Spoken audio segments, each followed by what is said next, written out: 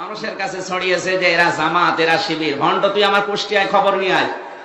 আমার 14 বংশ আওয়ামী লীগ।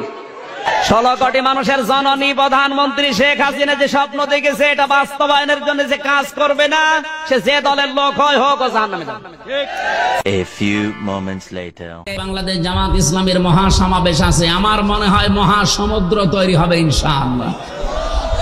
আমির জামাত ডক্টর শফিকুর রহমান হাফিজাহুল্লাহর ডাকে বাংলাদেশে এর চাইতে বড় সমাবেশ কেউ দেখাতে অন্তত পারবে না। প্রিয় দর্শক, আসসালামু আলাইকুম। আজকের ভিডিওর শুরুতেই আপনারা যেই ধর্ম ব্যবসায়ীকে দেখলেন, তিনি আওয়ামী আমলে ছিলেন আওয়ামী লীগের একজন সৈনিক। হাসিনার পলায়নের পর রাতারাতি বনে গিয়েছেন জামায়াতের একজন কর্মী এবং আগামী নির্বাচনে তিনি জামায়াতের পক্ষ থেকে একজন মনোনয়ন প্রত্যাশীও।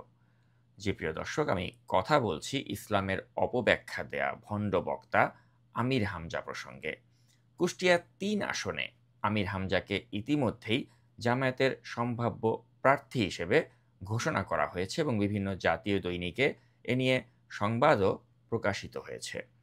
জামায়াতের সদ্য সমাপ্ত মহাসমাবেশেও আমির হামজার সরব উপস্থিতি দেখা গিয়েছে। তবে প্রশ্ন উঠেছে, এ ধরনের বিতর্কিত একজন মানুষকেই কেন জামায়াতের নমিনেশন দেয়া লাগলো?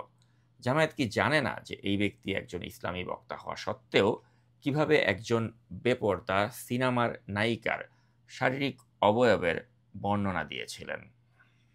এখন সবচাইতে বিশ্বে সুন্দরের তালিকায় যাদের নাম আছে, 1 নম্বরে যে মহিলার নাম পাওয়া যাচ্ছে, ইন্টারনেট ঘাঁটবেন, 1 নম্বরে বিশ্ব সুন্দরী দুনিয়া না, 257টা রাষ্ট্রের ভেতরে চেহারের এই কাটিংটা সবচাইতে সুন্দর যার।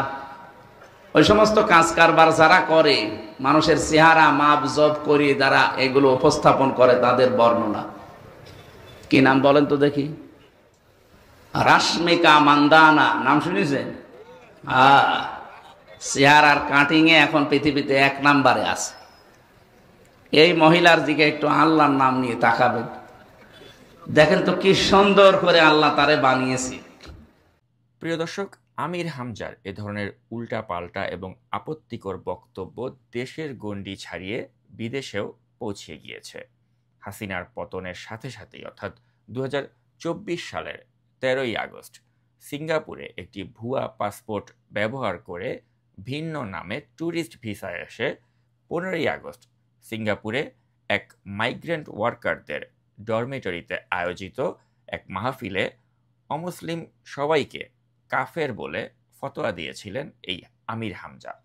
এবং আমির হামজার ওই বক্তব্যের ভিডিও ক্লিপগুলো যখন সামাজিক যোগাযোগ মাধ্যমে ভাইরাল হয়ে যায়, তখন সিঙ্গাপুরের সরকার এবং ওই দেশের স্থানীয় যারা রয়েছেন তারা এর তীব্র নিন্দা এবং প্রতিবাদ জানান। এবং সিঙ্গাপুর সরকার এ ব্যাপারে বাংলাদেশ সরকারের কাছে নোটিশ দিলেও বাংলাদেশ সরকার আমির হামজাকে জিজ্ঞাসাবাদ পর্যন্ত করেনি। Singapore authorities are investigating those involved in a sermon by a radical Bangladeshi preacher. The Home Affairs Ministry says Amir Hamza's speech propagated extremist teachings that are dangerous and detrimental to the nation's communal harmony. In Singapore, in his sermon, he suggested that non-Muslims were kafirs, that means infidels. He held up extremists as examples of religious piety, and he told his audience, the Bangladeshi workers, that they should do the same. The authorities say they are aware of Amir's background. However, he entered Singapore with a different name on his passport, and authorities did not have his biometrics at that time. You cannot be interviewing every person who is coming in as if he is or is maybe a potential radical or someone who might be a radical.